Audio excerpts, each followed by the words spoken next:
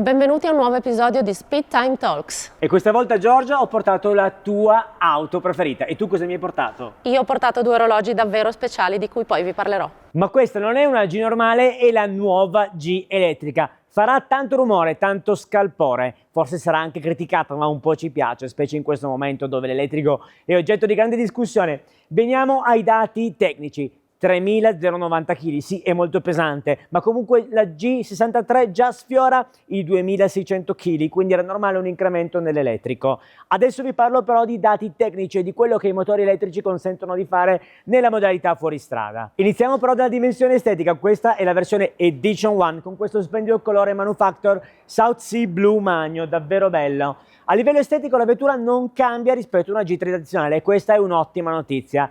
Non è vero che non cambia totalmente, qualche particolare in più e differente c'è, sicuramente la calandra anteriore, ma soprattutto si nota molto poco, ma il cofano motore è rialzato nella parte centrale, più bombato rispetto a quello ad esempio della G63 che troviamo qua al fianco.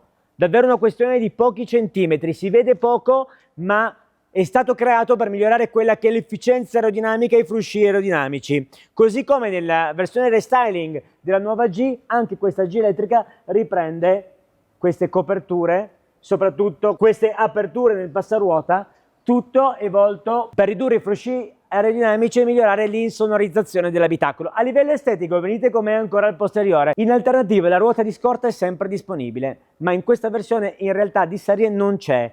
Alleggeriamo di tanto la vettura che è già pesante di suo, di circa 70 kg, e abbiamo uno splendido contenitore che è ideale per i cavi della ricarica. Certo che il ruotone della G tradizionale un po' mi manca però. Ma torniamo alla tecnica, la cosa più innovativa di questa G elettrica, che rivoluziona il concetto anche fuoristradistico della G tradizionale. Montata su un design esterno esattamente identico alla G tradizionale, ma cambia notevolmente, a cominciare dai 4 motori, uno per ogni ruota, ma non sono montati nell'hub delle ruote. Questi motori sono intorno all'asse per migliorare 2 all'anteriore e 2 al posteriore, per migliorare ovviamente il baricentro. Il baricentro che è già di per sé più basso grazie alla batteria, montata bassissima, ma permette comunque di superare gli stessi ostacoli della G tradizionali, montata qua sul pianale con un doppio strato, 116 kWh, davvero grande ma necessaria. L'aerodinamica della G non è certo buona e quindi il consumo a livello aerodinamico è elevato. Torniamo però ai motori. 4 motori significa lavorare con un torque vectoring incredibile su ognuna delle ruote, rendere queste ruote indipendenti e fare cose straordinarie che nessuna vettura termica, questo è bene sottolinearlo, potrà mai fare. E così il torque vectoring sulle 4 ruote consente anche di avere differenziali autobloccanti virtuali, quindi non è più necessario, lo vedremo dopo, avere i 3 pulsanti centrali,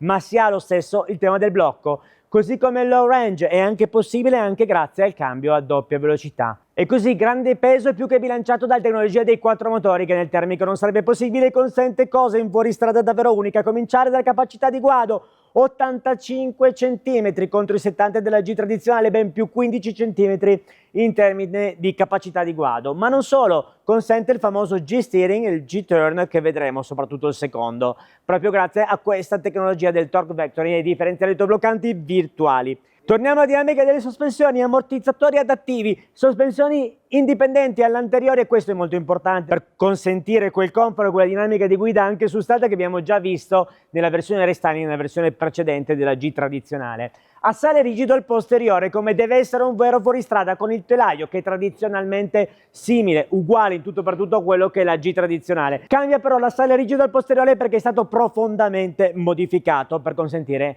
anche l'ingresso dei 2 motori che sono così vicini e sopra l'assale, quindi una modifica strutturale è stata necessaria, ma le capacità fuoristradistiche restano intatte, forse sono anche migliorate, ve lo faccio scoprire dall'interno. Bellissimo il cockpit all'interno col nuovo volante, scompare il blocco del differenziale, i 3 pulsanti classici della G, ma compare l'off-road cockpit per entrare nella dinamica off-road e soprattutto iniziamo a parlare di low range e di differenziali autobloccanti virtuali per consentire le 2 manovre che sarebbero impossibili al termico, il G-steering, che significa che quando giro il volante blocco una ruota posteriore, questo mi consente di fare i tornanti ancora più velocemente, e soprattutto il G-turn che permette di girare ed è davvero scenico. Adesso lo proviamo.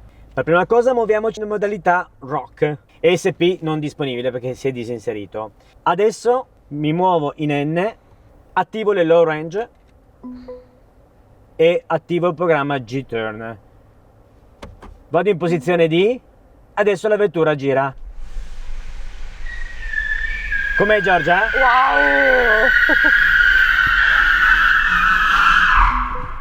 Pazzesco! Divertentissimo. Hai visto, Giorgia, quanto è divertente il G-Turn? In solo 4 secondi facciamo un 360 su noi stessi. E adesso cosa mi hai portato di orologio? Ho visto cose magnifiche. Davvero pazzesco il giretto su noi stessi.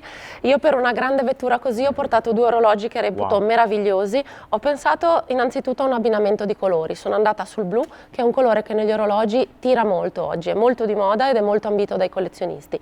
Parto subito con quello che ho tra le mie mani, un Patek Philippe Aquanaut, referenza 5968G, 42 mm di diametro, quadrante blu, bracciale in caucciù blu, cronografo flyback, un orologio che costa di listino 78.800 euro, è molto ambito dai collezionisti ed è molto difficile da trovare.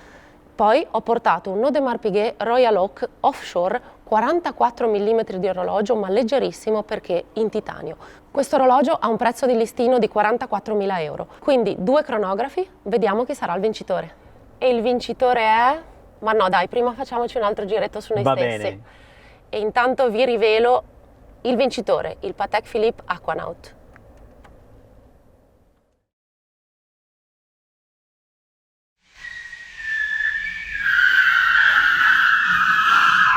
E adesso commentate sotto se vi è piaciuto l'Aquanaut e soprattutto se vi è piaciuta la G elettrica, la G580.